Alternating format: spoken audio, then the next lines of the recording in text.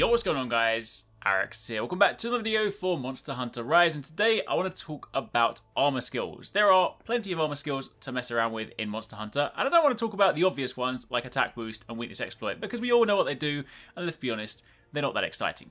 I want to talk about some of the different ones that you might have been sleeping on, you might already be using, but there are 5 skills that I have personally really enjoyed using in Rise, and if you haven't checked them out, you definitely should do. So, if you guys do enjoy this, a like would be super appreciated. Let us know in the comments down below if there are any sleeper skills you've stumbled across and you're just like, what?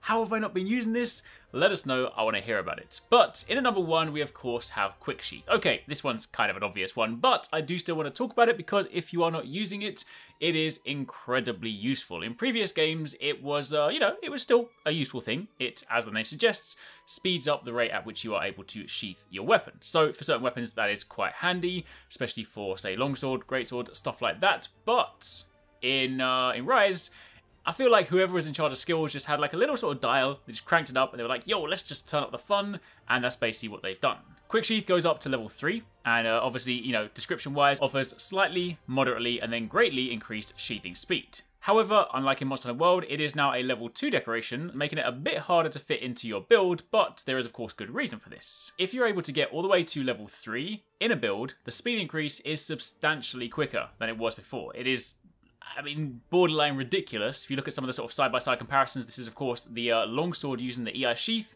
This is crazy stuff. So obviously for weapons, like the longsword, where you have special sheath, it's now actually a very important part of your rotation because you can get your counters incredibly quickly. You can of course, get into this position very nicely, and since this special sheath is like a prime position to be in for longsword play, then yeah, this is, I would go as far as say it's now become like almost a must-have, best-in-slot option for skills. Obviously, there's also still some nice uses for things like Greatsword, which, adopts a typical hit-and-run playstyle and you want to kind of be sheathing your weapon, but definitely longsword users, check this out.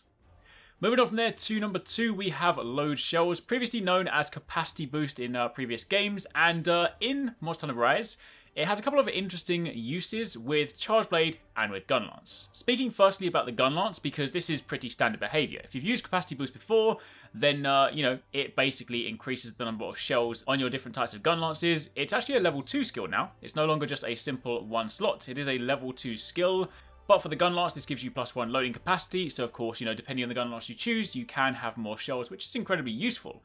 However, if you turn your attention to the Charge Blade, it's rather interesting, because initially you think, alright, maybe it just gives me more files. Actually, it doesn't. So when I first equipped this, I was like, maybe it doesn't work with Charge Blade, maybe it's bugged. But no, instead they've done something wild with it. If you use Charge Blade, you will know that typically when you are attacking in sword mode, you charge your files, and normally if you want to fill up your files in 1, you need to have red glow around the outside and then you store them. But if you have Load Shells level 2, then simply getting to yellow is enough to max out your charge. So, often what happened in the past for Charge Blade was you would run, say, Focus, try and speed up this process. You can still use Focus now, but honestly, 2 points in Load Shells and then just a couple of hits. In fact, you can probably get away with it in 1 hit. If you do a charge double slash and then like a spinning slash, you're normally in yellow and then you can fill up your files. So it's incredibly quick. This is huge for Charge Blade users and definitely something worth checking out. Moving on from there to number 3, Evade Extender, which I like to call Teleport, because now this thing is wild. Evade Extender is of course another skill that, you might have overlooked in previous games, depending on what you used. Some builds, some playstyles, some weapons did use it slightly more frequently, often a good thing for Lance, Switch Axe, Gun Lance, stuff like that. But in Rise, again, it's seen a substantial boost, and basically, this one, again, is still a level 2 decoration, and this not only greatly extends your evasion distance, it also extends your wire bug mid-air evade. So if you happen to be using the wire bug to spin around, or zip around, however you want to describe it, then it adds some noticeable distance to that, allowing you to cover even greater ground. But when you have certain weapons that, of course, lean into this playstyle, it works really nicely with dual blades when you're dashing around. It works really nicely with Switch Axe, Charge Blade for the side steps. But if you happen to use Lance, don't forget there is, of course, the longer back step. If you do a normal back step and then you hold down the button, on the second hold, you do a bigger back step. And if you have Evade Extender maxed out, you basically just go from Kamura Village Training Island all the way over to the Frost Islands because, yo, you are jumping hella far. So yeah, this one, definitely really cool. I like this one a lot, so consider checking it out if you need to evade. Now, moving on to number 4, we have, this isn't actually one single skill. This is kind of like a combination of skills that work really well together. You have Hellfire, you have Bubbly Dance, and of course you have Resuscitate. With the return of Bubbly Dance, of course, and the addition of Hellfire Cloak, there are now real merits to using the Resuscitate skill to boost your damage whilst applying statuses to yourself with these skills. Bubbly Dance is a level 2 decoration and goes up to level 3. It reduces the effects of Major Bubble Blight, it reduces Major Bubble Blight to Minor Bubble Blight, and increases evasiveness while afflicted, and it also inflicts Bubble Blight when performing consecutive evasive movements. Essentially, this makes Bubble Blight a buff for your hunter. Just by rolling 3 times, it inflicts the blight on yourself and increases your evasion, but there is of course more to this, which we'll come back to in a second.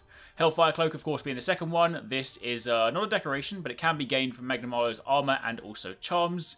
It has 4 levels, and this offers you reduced damage from Hellfire, increases the damage from Hellfire blasts, inflicts Hellfire Blight when monsters are enraged, and the effect persists for 1 more minute after a monster's rage has subsided. Basically, this during fights against monsters when they are, enraged, will give you the Hellfire Blight effect on yourself. And from there, much like you have done if you've been fighting Magnum Arlo, you can Y-Bug to drop that, and of course if they hit it, it can knock them down, give it some damage. It's just really useful. However, interestingly, you can also pair this with the Magnum Arlo Soul Ramp Up skill that grants increased attack when afflicted by the Hellfire status for a nice extra 12 attack. But if you then use these two in conjunction with Resuscitate, this is of course the skill that you can get on talismans, randomly, or on certain pieces of armor. It also has 3 levels which offer 5, 10, and 20 damage while you are suffering from an abnormal status effect. This is huge because both Bubbly Dance and Hellfire Cloak are status effects. So since you can apply them to yourself both by rolling and just simply by being near an enraged monster, this is a simple way to get an extra 20 attack. Pretty nice, potent combo.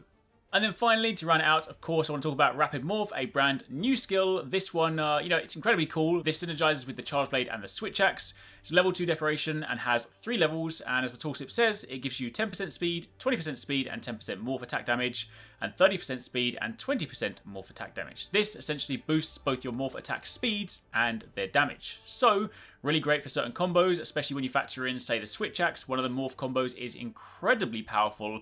Likewise, for the Charge Blade, you have some very strong morphing attacks as well. So overall, it's really useful, but also on the morphing speed front, it's kind of nice, especially if you are using something like Charge Blade and you select something like the Counter Morph Slash. That does give you, while you have a nice guard point window, it does give you a slightly longer animation, so this can also speed it up. It's definitely worth checking out if you use any of these weapons. But for the most part, that is pretty much it. Hopefully you guys enjoyed this video. Let's look at a few skills I think you should definitely consider checking out if you haven't done so already. Of course, if there are any more that you guys want to talk about, let us know down below.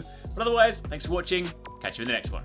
If you want to catch more from us at Arekkz Gaming, don't forget you can catch the guys 269, Paradise Central, and Invest More streaming over on Twitch weekdays, playing a variety of games. If you guys want to jump in, tune in, watch, and even join in, then make sure you check them out. The links to those are in the description box down below. And of course, you can join the Discord to get involved in all of the discussions.